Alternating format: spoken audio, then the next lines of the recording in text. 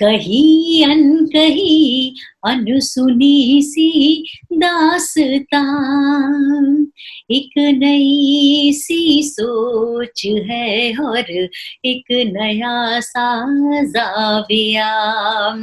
बात है कुछ कहीं अनकही अनसुनी सी दास्तां। कहीं अनकहीं एक नया जाविया द फोक टेल सीरीज में आप सभी को आपकी दोस्त मोनिका का एक बार फिर से प्यार भरा नमस्कार। आज मैं आपको एक बहुत ही छोटी सी कहानी सुनाने जा रही हूँ, त्रिपुरा प्रांत की मृत्यु का उत्सव। ये कहानी छोटी जरूर है, पर इसमें जो निहित संदेश है वो बेहद बड़ा है और इसी कारण से मैंने इस कहानी को चुना है।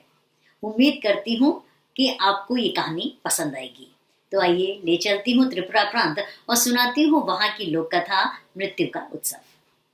कपिल नगरी के राजा देवराज अपने मंत्री के ज्ञान और उनकी चेतना से बेहद नाराज थे। एक बार की बात है, जब मंत्री अपने जन्मदिन का समारोह मना रहे थे, तब राजा ने अपने सैनिकों को समारोह में भेजा और उन सैनिकों ने उस सभा में उपस्थित सभी लोगों के सामने यह ऐलान किया कि आज शाम को मंत्री को फांसी दे दी जाएगी। वहां उपस्थित सभी लोग ने जब ये संदेश सुना तो वो सन्न रह गए और जो मंत्री के मित्र संबंधी थे वो सभी रोने लगे, मगर मंत्री आराम से संगीत और नृत्य का आनंद लेते रहे। ऐसा लगा जैसे मानो मंत्री ने राजा का संदेश सुना ही नहीं है। इसलिए ये सोचकर सैनिकों ने उस संदेश को दोहराया। अब की बार मंत्री ने सैनिकों से कहा कि मेरी ओर से राजा का धन्यवाद कीजिएगा और उनसे कहिएगा कि उनका बहुत उपकार है मेरे ऊपर, जो मेरी मृत्यु की सूचना घंटों पहले उन्होंने मुझे भिजवा दी। कम से कम अब मैं दिल खोलकर इस समारोह का आनंद तो ले पाऊंगा। और ये कहकर वो दोबारा से संगीत और नृत्य में लीन हो गए। सैनिकों ने जब ये मंत्री का संदेश सुना तो उन्होंने वापस आके राजा को उसकी पूरी पूरी सूचना दी। अब आगे देखिए होता क्या है। सैनिक जब वापस से दरबार पहुंचे तो राजा देवराज ने बेहद प्रसन्न होकर अपने सैनिकों से पूछा कि मृत्यु का संदेश सुनकर मंत्री का क्या हाल था। तो जो सैनिक थे, जो भी कुछ समारोह में हुआ, उन्होंने ज्यों का त्यों राजा को बता दिया और साथ ही साथ ये भी कहा कि मंत्री तो बेहद खुश थे। उन्होंने बल्कि आपको धन्यवाद दिया और कहा कि आपका बहुत बड़ा उपकार है उनके ऊपर, जो आपने उनकी मृत्यु का संदेश उनको घंटों पहले भिजवा दिया। राजा देवराज ने ये कल्पना भी नहीं की थी कि कोई मृत्यु का संदेश पाकर इतना खुश हो सकता है और इसलिए सच जानने के लिए जो राजा थे वो मंत्री के घर जा पहुंचे। जब राजा मंत्री के घर पहुंचे तो उन्होंने वाकई देखा कि मंत्री खुशी से झूम रहे हैं। तो राजा ने मंत्री से पूछा कि आज शाम को तुम्हें मृत्यु दे दी जाएगी और तुम यहाँ पर हंसगा रहे हो। तो मंत्री ने राजा से हंसते हुए कहा कि महाराज, मैं इससे ज्यादा आनंद से कभी भी नहीं भरा था। मेरी जिंदगी में एक इच्छा थी कि मैं मृत्यु का उत्सव मना सकूं।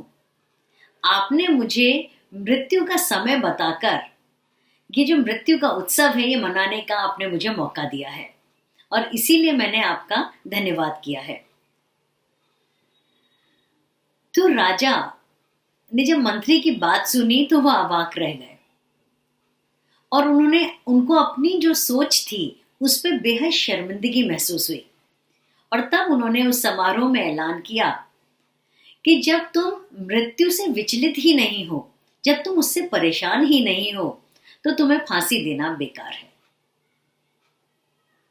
इस कहानी से हमें संदेश मिलता है कि हम अपनी सोच से और अपने व्यवहार से कई बार बहुत सी विपरीत परिस्थितियों को अपने अनुकूल बना सकते हैं, जैसे कि मंत्री के व्यवहार ने किया, जिसने मौत तक को टाल दिया। Many a times people derive immense sadistic pleasure by creating adverse situations for people around them. However, by not reacting to the adversaries, we actually succeed in defeating their intentions. SBCC का principal भी यही कहता है कि हमारा कई बार जो response होता है, that is actually the solution to the problem.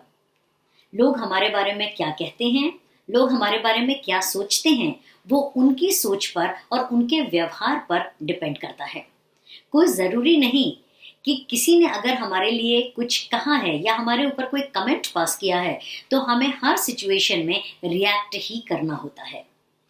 कई बार जो साइलेंस होता है वो आपके जो सॉल्यूशन होता है या आपका जो रिस्पॉन्स होता है उसका हिस्सा होता है। उम्मीद करती हूँ कि आज की कहानी और उसका संदेश आप सभी को पसंद आया होगा। तो मेरे चैनल को लाइक और सब्सक्राइब करना मत भूलिएगा और अपने कमेंट्स वो तो मुझे भेजते ही रहिएगा। अगले एपिसोड में अगले प्रांत लेकर चलूंगी, वहां की लोक कथा सुनाने के लिए और उसमें निहित संदेश को जानने के लिए। तब तक के लिए हमारी पूरी टीम की ओर से